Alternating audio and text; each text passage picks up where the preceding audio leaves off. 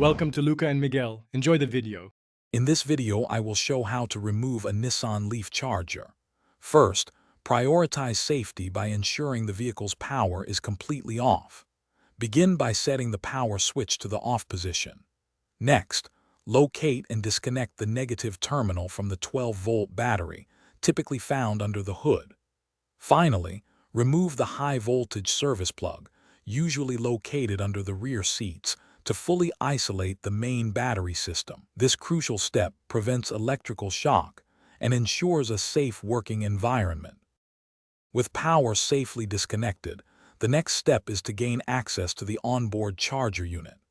Depending on the model, this unit is commonly found in the rear of the vehicle, often situated behind the rear seats.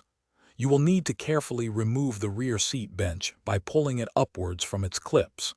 Then, proceed to detach any interior trim panels that obstruct access to the charger. Take your time and use plastic trim tools to prevent any scratches or damage to the vehicle's interior.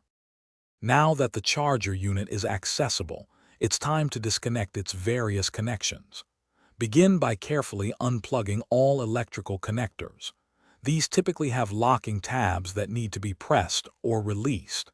Since the onboard charger is liquid-cooled, you must drain the coolant system before detaching the two coolant hoses connected to the unit. Be prepared for some fluid leakage, and use suitable plugs or caps on the hoses to prevent excessive spills and keep your workspace clean. With all electrical and coolant lines disconnected, you can now proceed with the physical removal of the charger unit. The unit is typically secured by 3 to 4 mounting bolts to the vehicle's chassis. Use a socket wrench to carefully unscrew these bolts. Once the bolts are removed, gently lift the charger unit out of its compartment.